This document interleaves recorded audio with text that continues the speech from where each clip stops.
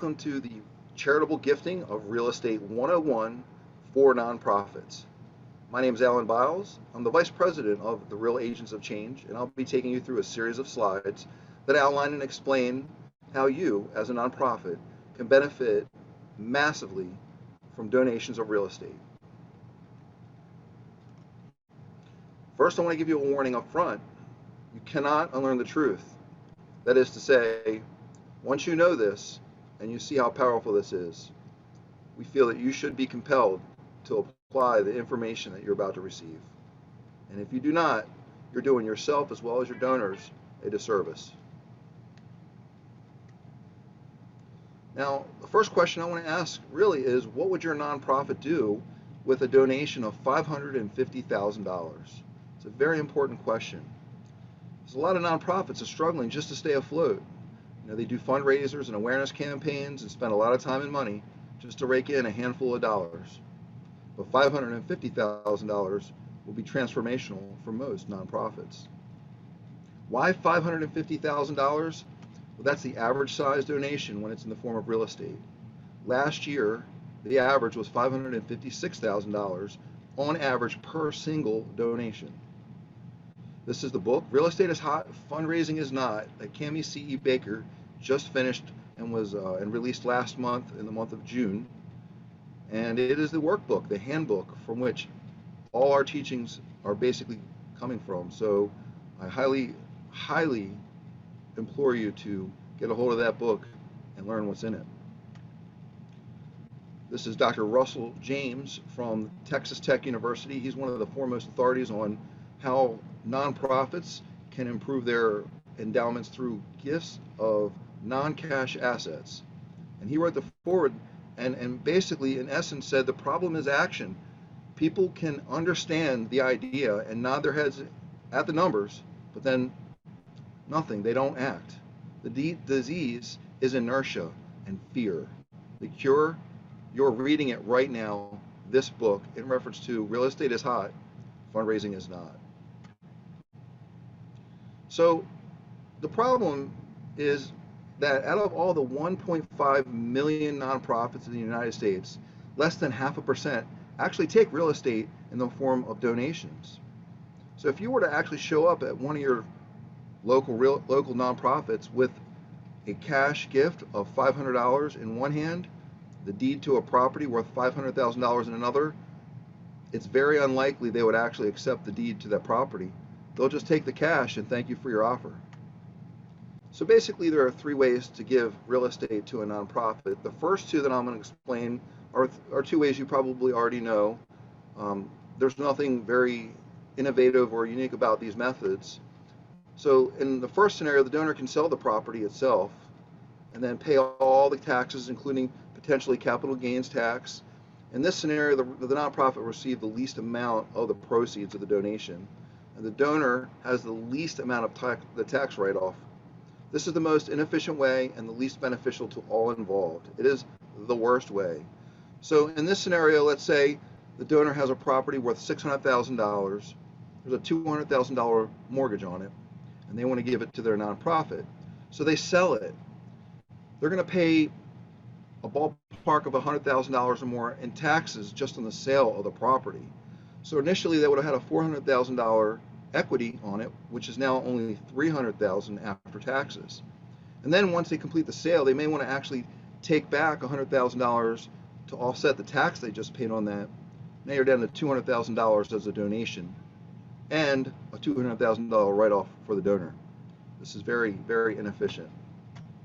The second way, obviously, would be for the donor to just give the property over to the nonprofit, and then the nonprofit would just take title and ownership. But then they would be required to pay off any mortgage, give cash to the donor if they were asked, or to grant proceeds to other nonprofits if they were going to share in the donation. Then the nonprofit themselves will be responsible for owning, maintenance, and upkeep for the property, and then all during the sale process of this property. And God forbid any acts of God were to occur, like a hurricane or a tornado, then the nonprofit themselves will be liable for that. That would be a great amount of risk, which take a great amount of time and money, and that's typically not going to happen for most nonprofits. Less than 0.1% will actually take a gift of real estate this way. Most nonprofits will not do this.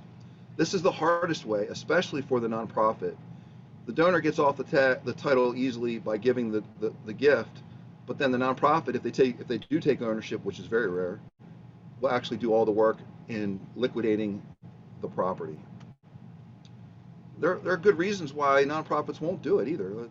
Like, first of all, there's no expertise in real estate for most nonprofits, and they don't have a team of people to deal with it. They would require capital up front to pay off mortgages, to support the property while it's being owned and held and managed. Real estate itself, the ownership of it, diverts the nonprofits from their mission. So, like, whatever they're doing while they're managing and owning and selling the real estate, they're not on their task. They're not on their mission. A lot of nonprofits have heard of or experienced bad experiences with real estate. And then there are some that will accept real estate under very limited basis, so it could have to be in a certain area. And the majority that do accept real estate as a gift have very restrictive gift acceptance policies. So you have to fit within a very, very tight hold to be able to actually get that gift received. Overall, it is simply too risky. The real reason that none of these nonprofits are taking the benefits of real estate as gifts is because you don't know about option 3. So real quick, let's just talk about some of the nonprofits that actually do take real estate. This is the part of the vast minority of nonprofits that accept donations of real estate. So for example, if you knew someone or you yourself wanted to donate property, Cars for Kids accepts real estate as donations. So if somebody that just wants a tax write-off, they can just give it straight to Cars for Kids, and they'll get their tax write-off, and Cars for Kids will put it to good use. But there is a third way, that if this donor wants this funding to get to you, to your nonprofit, and you don't want to deal with the property management or sale, and they don't want to deal with the property management or sale, and they want to get a handsome tax write-off, this is the way. You can utilize the Real Agents of Change, which is us and our team of experts. It's risk-free. There's no out-of-pocket expense for the nonprofit. There's no capital needed from you. We have capital available to enhance the value of the property if it needs it. There's bargain sales available. We can pay off mortgages if possible, if needed, and we can give cash back to the donor if that's something that they so desire. And the donor receives the full array of tax benefits for the donation right away. The nonprofit world receives the very maximum donation. 100% of the 1.5 million nonprofits in this country are totally eligible for this program. It's a win-win-win way. Basically, this is how it works. We have a specialized 501c3 nonprofit that is the intermediary. It's a two-step process. Now, the donor that wants to donate the property first donates the property to our specialized nonprofit with agreements up front. They sign the contracts and the net valuation sheet up front that says this property is being gifted on behalf of your nonprofit. Our specialized nonprofit exists solely to receive the gifts of real estate and convert that real estate into capital for your nonprofit and other nonprofits just like yours. So our nonprofit takes on financial responsibility. They pay off mortgages. They do any renovation that's needed to increase the marketability of the property. So for you, there's no risk, no out-of-pocket expense, and no need to accept the real estate itself, just the proceeds of the sale. And this allows any nonprofit to benefit from gifts of real estate from anywhere in the country.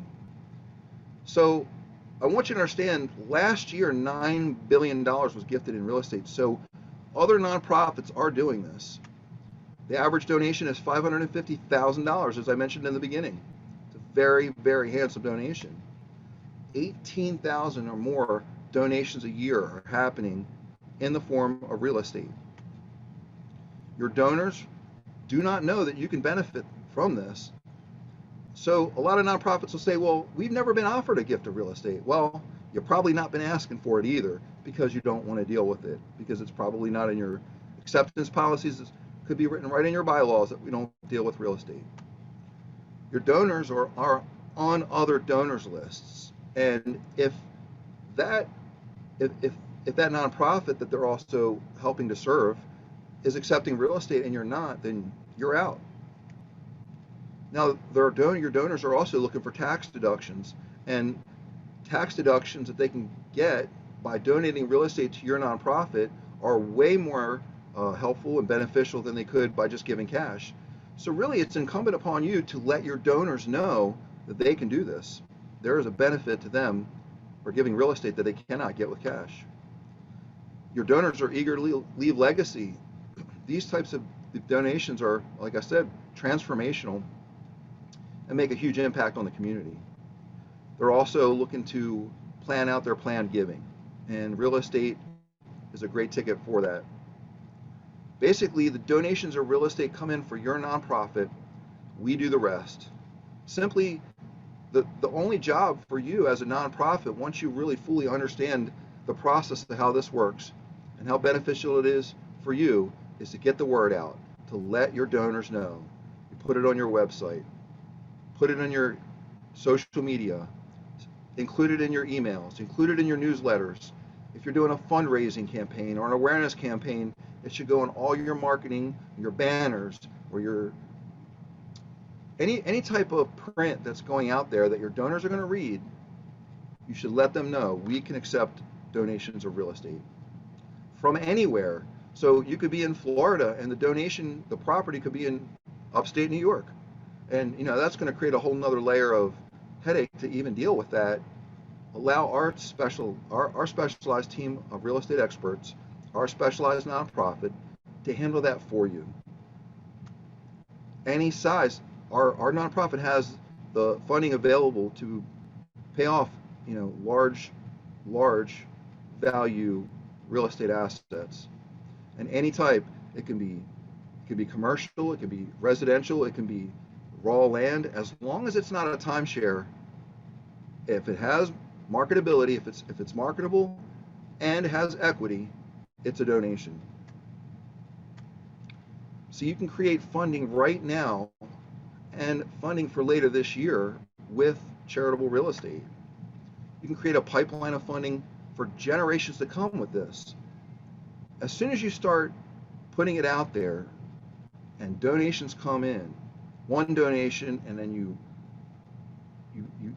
put out a press release, you talk about it, you highlight that someone donated property to your organization, there's going to be another donor that's going to come forward just based on that. The numbers work out that way, that you probably have a donor on your donor list who would eagerly give property right now.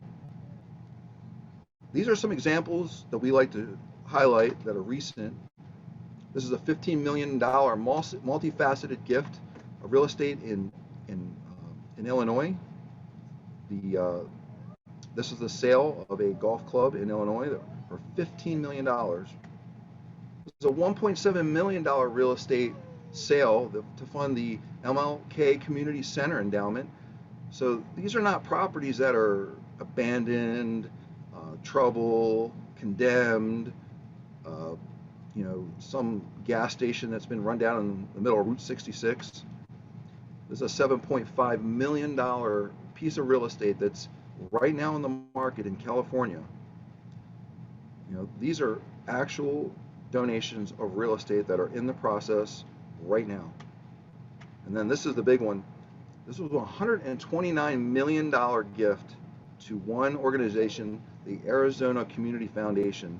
Through all this was through a real estate package at one time. So you might recognize some of these logos and some of these charities. Fidelity Charitable, it's the largest nonprofit in the country. They leverage our specialized nonprofit to accept the funding from donations of real estate. All these nonprofits right here are benefiting from the gifts of real estate. These are some more universities that benefit from real estate right now through our specialized nonprofit. So hopefully, in a nutshell, you're asking yourself, all right, well, what's next? Well, first of all, don't waste time, because these donations are coming in all the time.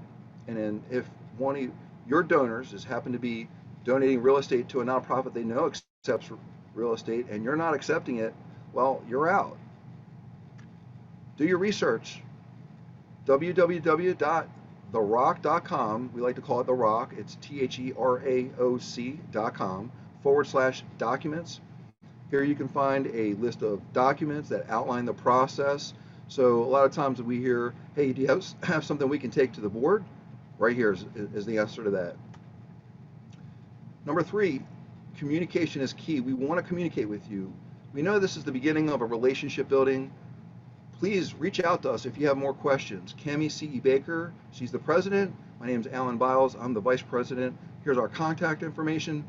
We really want to hear from you. We really want to know if you have questions, please feel free to call us, text us, email us.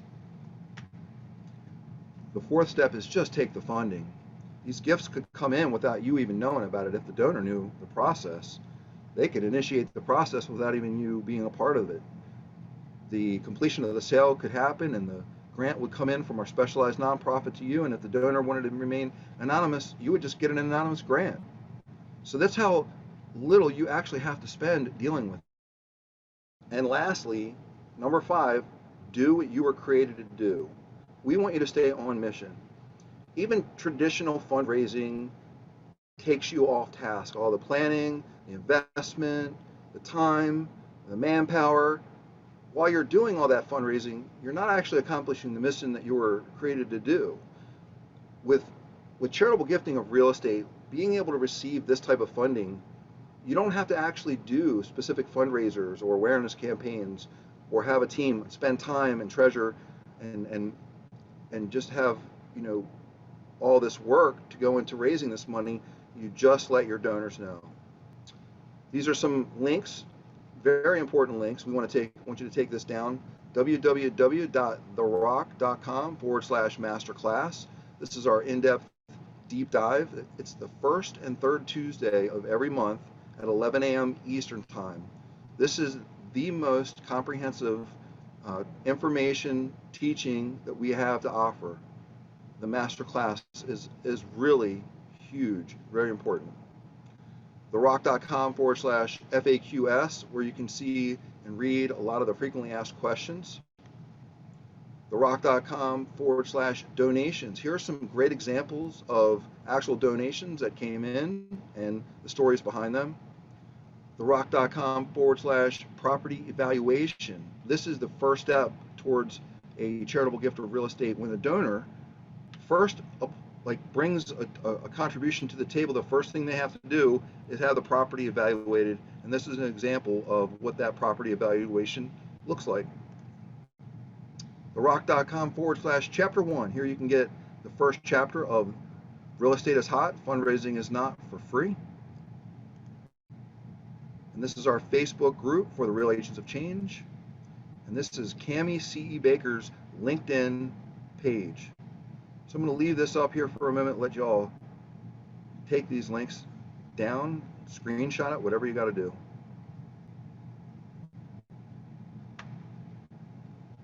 And that's the end of our presentation. I want to thank you so much for joining us. We look forward to hearing from you, and God bless.